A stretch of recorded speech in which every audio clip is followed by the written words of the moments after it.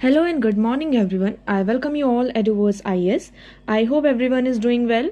So today is 24th February 2024 and we are going to discuss important news and articles from The Hindu newspaper. So let's see what important news we got today to discuss. But before starting the video, for PDF, join Telegram channel Eduverse IS. Link आपको description box में provided है. Make sure video को and तक देखें so that सारी important news आपकी यहाँ पर कवर हो. तो चलिए स्टार्ट करते हैं और देखते हैं आज हमें क्या क्या डिस्कस करना है. Okay, so now the first article is west pushing Russia closer to China says Jaishankar. अब आप सभी को यहाँ पर पता है रायसीना डायलॉग के बारे में. ओके, रायसीना डायलॉग आपका कहाँ हो रहा है? न्यू दिल्ली में हो रहा है. अब हम हमने कल भी इसके बारे में डिस्कस किया था, आज फिर से डिस्कस करेंगे. कल हमने बात की थी मल्टीलैटरिज्म की, कि रायसीना डायलॉग में मेनली किस पर डिस्कस किया गया? यहाँ पर मल्टीलैटरिज्म की. हमारे जो एक्सटर्नल अफेयर मिनिस्टर है उन्होंने मल्टीलैटरिज्म की बात की. ना थोड़ा सा आपके सामने हम कल को जो कल का पोर्शन था उसे थोड़ा सा रिवाइज करते हैं और उसके बाद कंटिन्यूएशन में इस आर्टिकल को हम डिस्कस करेंगे. नाउ हमारे सामने क्वेश्चन आता है व्हाट इज मल्टीलैटरिज्म. वैसे हमने कल भी इसे डिस्कस किया था but we will discuss it again.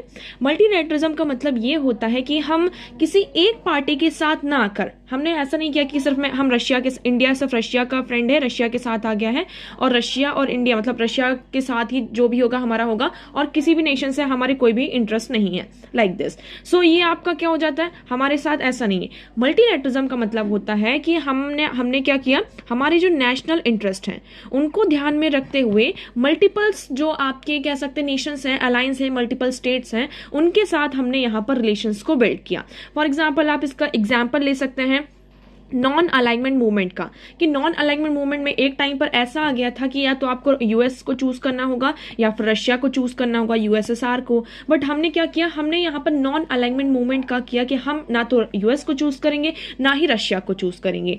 Just like that आप और एग्जाम्पल ले सकते हैं. लाइक कोविड की बात करते हैं. कोविड जब आपका पेंडेमिक था तो हमने किसी एक नेशन को, एक कंट्री को यहाँ पर चूज नहीं किया, हमने सारी कंट्रीज के साथ यहाँ पर रिलेशन बिल्ड किए और उनकी हेल्प की, जिसको जो यहाँ पर मतलब जैसी इंपॉर्टेंस थी, जितनी यहाँ पर जिसको नीड थी. सो मल्टीलैटरिज्म का मीनिंग यहाँ पर ये हो जाता है कि हम क्या कर रहे हैं, हमारे रिलेशन बिल्ड कर रहे हैं, हम किसी एक नेशन के ऊपर डिपेंड नहीं है. यहाँ पर हमारे जो रिलेशन है वो मल्टीपल नेशंस के साथ है, हमारे नेशनल इंटरेस्ट को देखते हुए. ओके, सो एक बार हम मल्टीलैटरिज्म की अगर हम डेफिनेशन की बात करें, if we talk about multilateralism is the process of organising relations between group of 3 और मोर स्टेट्स. इट मींस हम क्या कर रहे हैं, अब ये रायसीना डायलॉग क्या है? एक तरीके से मल्टीलैटरिज्म ही है ना. इसमें आपकी वेरियस कंट्रीज के जो फॉरेन मिनिस्टर्स हैं, एक्सटर्नल अफेयर मिनिस्टर्स हैं, they are coming together and discussing various topics, international topics, global issues. हम सारे ग्लोबल इश्यूज को यहाँ डिस्कस कर रहे हैं, कॉन्फ्रेंस हो रहा है, सारी चीजें जो भी आपके इंटरनेशनल प्रॉब्लम्स हैं, we are discussing all these things. So multilateralism क्या है? एक आपका प्रोसेस है जिसमें हम रिलेशंस बिल्ड करते हैं ग्रुप और मोर देन ग्रुप ऑफ 3 और मोर देन स्टेट, है ना, जिसमें क्या हमारे बहुत सारे स्टेट्स एक साथ आ जाते हैं और हम उनके साथ क्या कर रहे हैं, अपने रिलेशन बिल्ड कर रहे हैं. नाउ उसके बाद हम फर्दर आगे बढ़ते हैं. West pushing Russia closer to China says Jaishankar. अब इसमें बात की जा रही कि the world must give Russia more options rather than closing door. अब देखिए आज के टाइम पर रशिया यूक्रेन जो वॉर चल रहा है और इसको हम देखें तो पूरे 2 साल यहाँ पर कंप्लीट हो चुके हैं, है ना. रशिया यूक्रेन जो वॉर है, वॉर कह दें हम, कन्फ्लिक्ट कहें से, ये अभी चल रहा है. इसका मेन रीजन क्या है? 2 इयर्स हो चुके हैं. नाउ यू थिंक दैट कि कंटिन्यूसली क्या हो रहा है, आपका चल रहा है. रशिया की बात करते हैं. रशिया इतनी बड़ी कंट्री है. रशिया एक हम कह सकते हैं कि एक पावरफुल कंट्री है, बट क्या वो यूक्रेन जैसे छोटी सी कंट्री से जीत नहीं सकता, है ना. लेकिन हमें यहाँ पर यह ध्यान देना होगा कि यूक्रेन अकेला नहीं है, यूक्रेन के साथ पूरा वेस्ट आ रहा है ना, जो कि एक तरीके से वेस्ट और रशिया को हम कहते हैं एक तरीके से ये क्या है, एक प्रॉक्सी वॉर में है. कौन से वॉर में? प्रॉक्सी वॉर में. मतलब कि वो they are not directly in a war, they are, it means western countries are not directly in war with Russia but they are indirectly in a war with the Russia. कि Ukraine war तो किसके बीच में है? आपका Russia और Ukraine के बीच में है. बट वेस्टर्न कंट्रीज क्या कर रही हैं? दे आर हेल्पिंग यूक्रेन, जो भी उनको वेपन्स की जरूरत हो रही है. यूएस की बात करें, यूरोप की बात करें, जितनी भी कंट्रीज हैं वेस्टर्न कंट्रीज, आप नाटो कंट्रीज की सारी बात ले लें यहाँ पर, they are helping Ukraine due to that thing. यहां पर क्या हो रहा है, आपका ये जो वॉर है, कन्फ्लिक्ट है, वो पहली बात तो रुक नहीं रहा। दूसरी बात यहां पर हम ये देख रहे हैं कि रशिया के लिए जो दरवाजे हैं वो पूरी तरीके से बंद हो रहे हैं, जिसके कारण क्या हो रहा है, due to that thing Russia is coming closer to China. आपको ये समझ में आ रहा होगा कि धीरे धीरे वेस्टर्न कंट्रीज क्या कर रही हैं, जितने भी रास्ते हैं रशिया के लिए, वो जितने भी ऑप्शंस हैं वो उनको क्लोज करती जा रही हैं। And due to that thing what's happening, the Russia is coming closer to China. Russia is coming closer to China, so the world must give Russia more options. यहां पर वर्ल्ड को क्या करना चाहिए, रशिया को और ऑप्शंस देने चाहिए rather than closing door on its pushing it towards a closer embrace with China. तो क्योंकि धीरे धीरे हम ये देख रहे हैं कि यहां पर एक माइंड गेम चल रहा है। अब अगर रशिया और चाइना एक साथ आ जाते हैं तो ये हमारे लिए सबसे बड़ा इशू बन सकता है। Okay, so when asked about whether India worries about Russia and China coming closer post the Ukraine conflict, mister Jaishankar said that is mistake for western countries to railroad Russia into a single option. अब देखिए यहाँ पर question किया गया उनसे, जयशंकर जी से, जो हमारे एक्सटर्नल अफेयर मिनिस्टर हैं, उनसे ये पूछा गया क्या इंडिया इस बात से नाखुश है, वरी है कि रशिया और चाइना एक साथ मतलब क्लोज आ रहे हैं पोस्ट यूक्रेन कॉन्फ्लिक्ट के कारण। सो उन्होंने कहा कि देखिए वेस्टर्न कंट्रीज का ये मिस्टेक है कि they are making a railroad Russia into a single option. Russia के पास यहाँ पर सिंगल ऑप्शन नहीं है, रशिया के पास भी ऑप्शंस अवेलेबल हैं, बट स्टिल हमें यहाँ पर देखना होगा कि he hits out the Beijing for mind game.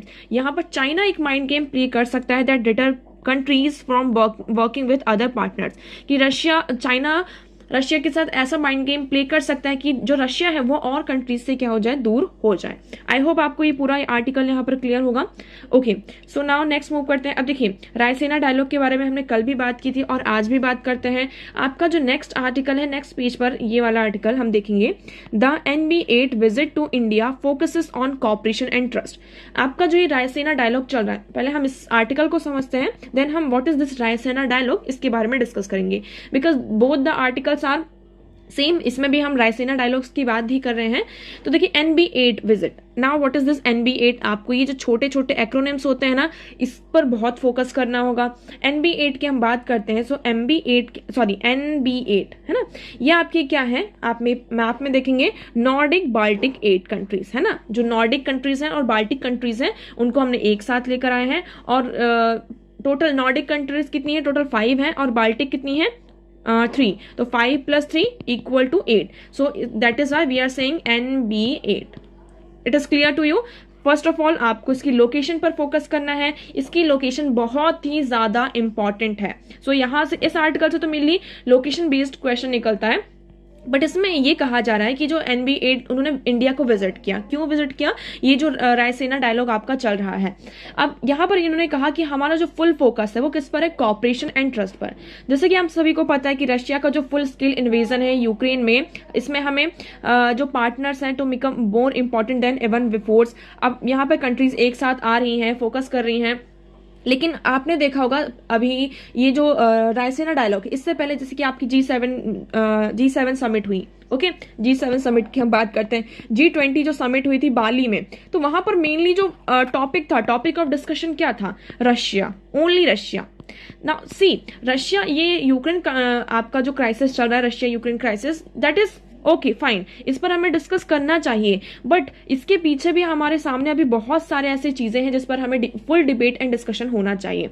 आपकी G7 कंट्रीज में देखें, G20 कंट्रीज में देखें, इसमें सारी जो कंट्रीज हैं एक तरीके से almost most of the countries are developed countries. आपके बहुत सारे यहाँ पर इश्यूज है, like food crisis, climate change के कारण इतना बड़ा इशू आ रहा है, उसको यहाँ पर हम निगेट कर रहे हैं, उस पर फोकस ही नहीं कर रहे हैं। ग्रीन हाउस गैसेस का जो एमिशन हो रहा है, ग्लोबल टेम्परेचर यहाँ इंक्रीज हो रहा है, ओके, फूड टेररिज्म हुआ आपका। तो there are so many subject, so many topics in which we can talk about and we can do something, but we are not interested in all these subject, है ना। हम यहाँ पर इन subject में interest नहीं है। हम किस पर इंटरेस्ट है, हमारा मेनली इंटरेस्ट है हमारा रशिया पर, कि हाँ रशिया के लिए हम क्या क्या कर दें, उसके लिए पूरे रास्ते बंद हो जाएं और हम यूक्रेन को सपोर्ट करें। तो देखिए इस आर्टिकल में मेनली ये डिस्कस किया गया है कि in this year Raisina's dialogue in new Delhi, we the 8 Nordic Baltic countries are participating in it together as representative of the Nordic Baltic cooperation. यहाँ पर ये जितने भी 8 कंट्रीज हैं उन्होंने अपना अपना छोटा छोटा यहाँ पे व्यू दिया है कि वो क्या कर रहे हैं इस रायसेना डायलॉग में पार्टिसिपेट कर रहे हैं। आर मैसेज इज क्लियर, उनका मैसेज क्या क्लियर है, in times of turmoil and conflict the world needs more trust, dialogue and cooperation. जब भी कोई कन्फ्लिक्ट वाला इशू आता है, कोई भी ऐसा टाइम आता है, तो वर्ल्ड को क्या जरूरत होती है, इंडिया है।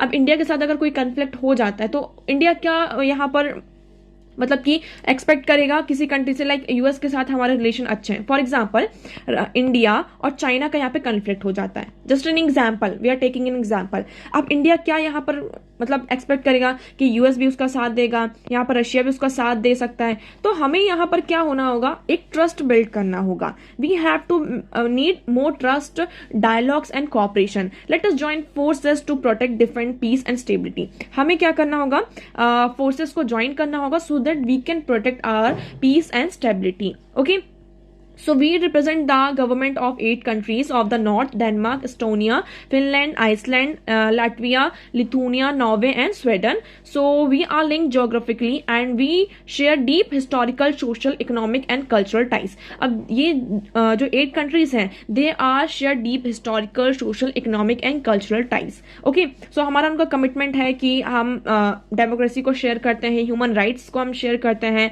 We all are champion of an international order based on multilateralism and international law. अभी हमने मल्टीलैटरलिज्म के बारे में बात की, तो हमारा जो इंटरनेशनल मतलब ये 8 कंट्रीज आपस में ऐसी बात कर रही हैं, कह रही हैं कि हमारे बॉर्डर शेयर होते हैं, हमारे यहाँ डेमोक्रेसी है, हमारे हिस्टोरिकल, आप इतने कल्चरल व्यू टाइज देखेंगे, ये सारे हमारे पुराने टाइज हैं। तो उन्होंने इसके बारे में यहाँ पे पूरी बात की है कि हमें किस पर जियो पॉलिटिकल शिफ्ट हो रहा है, जो security of the north Baltic region and the Indo Pacific is interlink.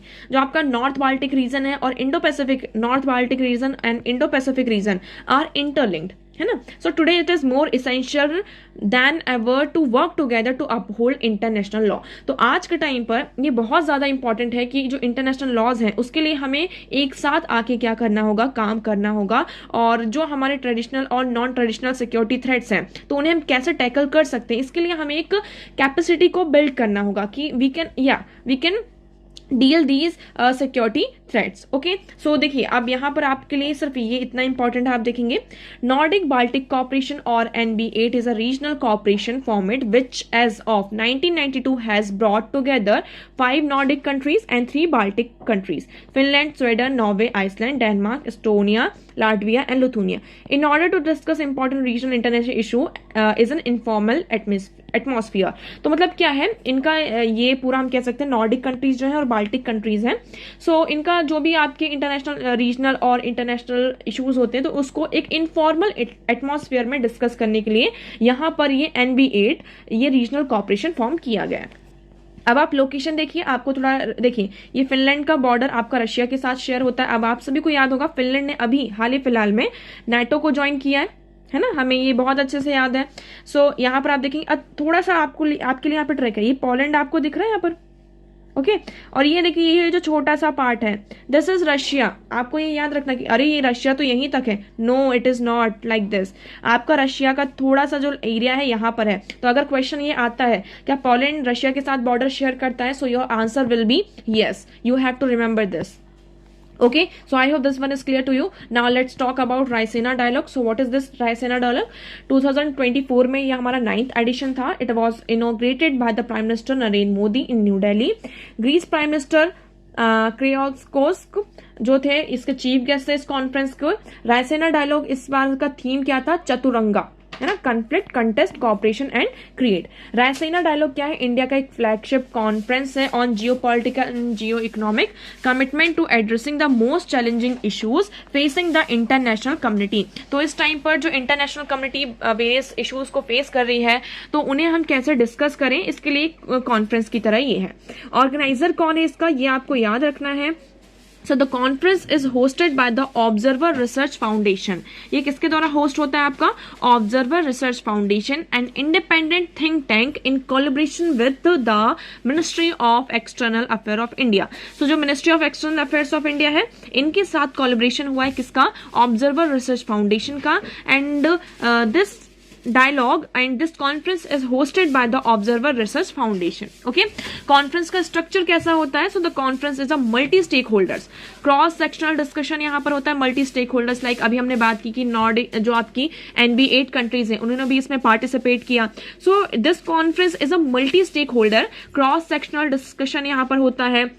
जो हमारे वेरियस ग्लोबल पॉलिसी मेकर्स हैं, like head of the state, cabinet minister, local government officials, they all are involve in this conference. It also include major private sector executives. It also मतलब कि ये किनको इंक्लूड करता है? जो आपकी प्राइवेट सेक्टर के एग्जीक्यूटिव्स हैं, media member, academia. The dialogue is modelled after Singapore Shangri La dialogue. तो जो सिंगापुर का संगारी ला डायलॉग है तो इससे इंस्पायर हुए हैं, मॉडल्ड हुए हैं और हमने इस डायलॉग को क्या किया? मॉडल किया.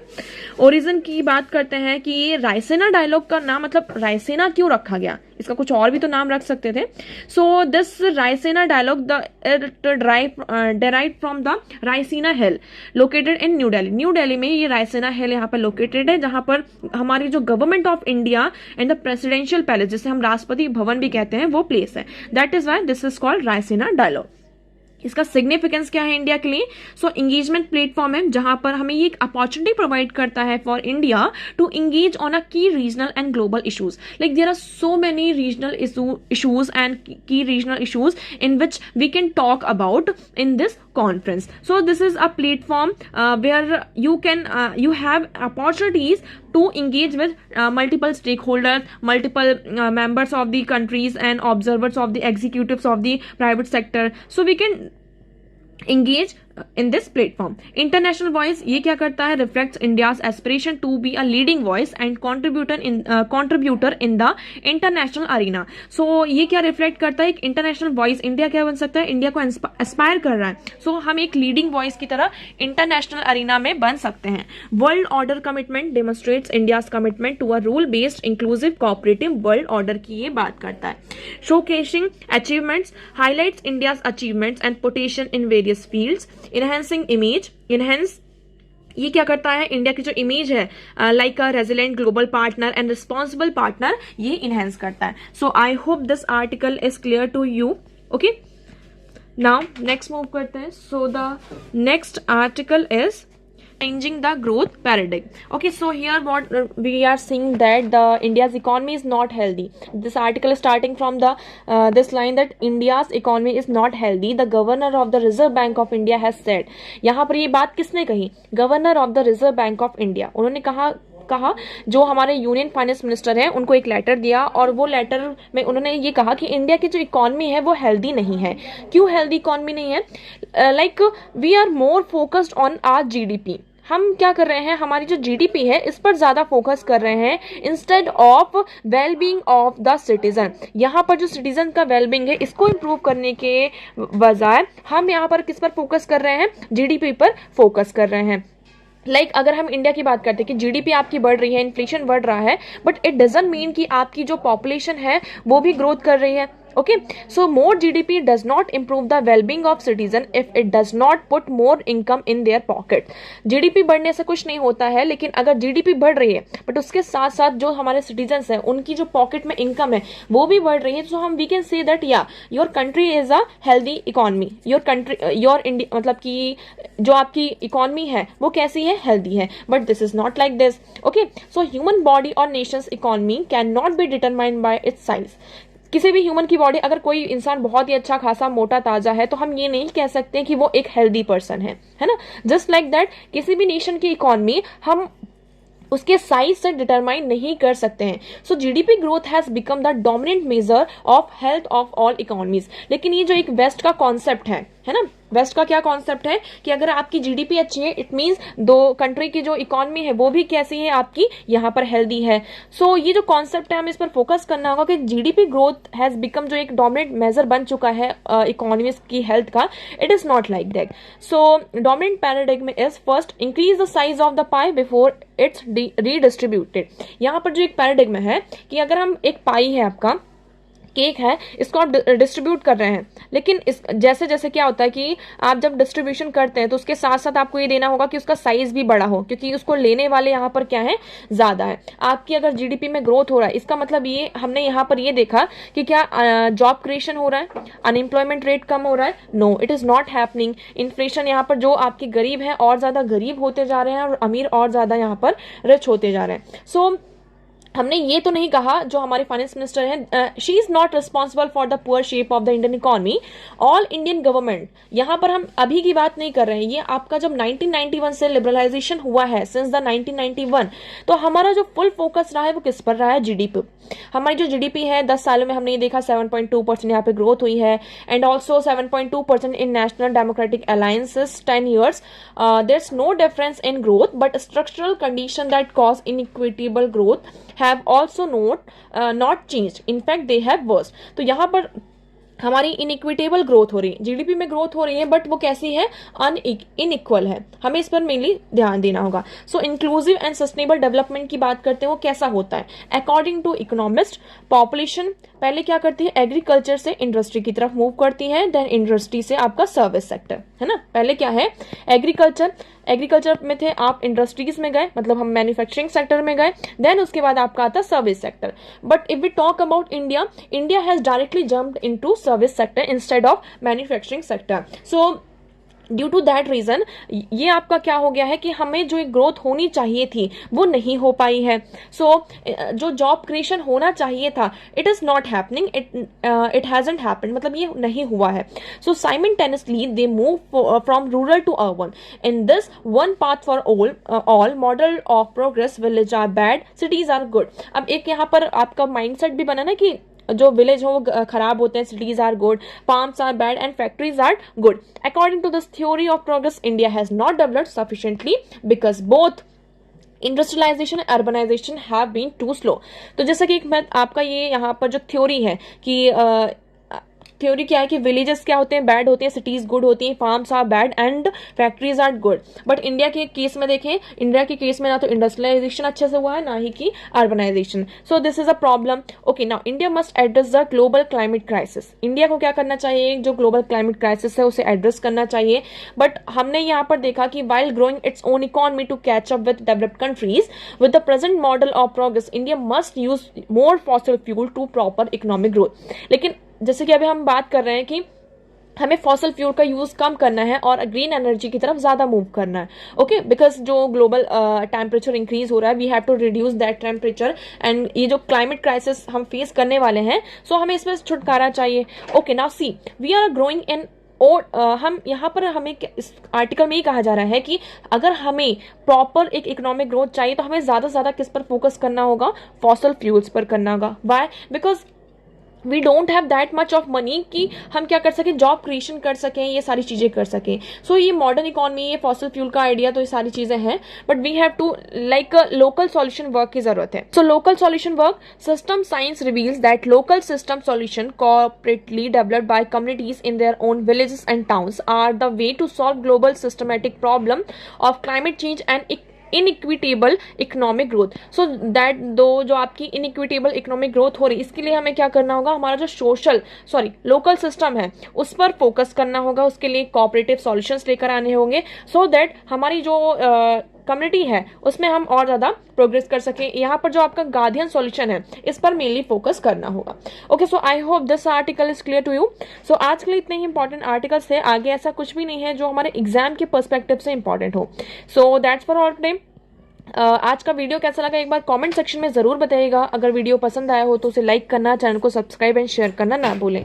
So that's for all today. Thank you so much for discussion.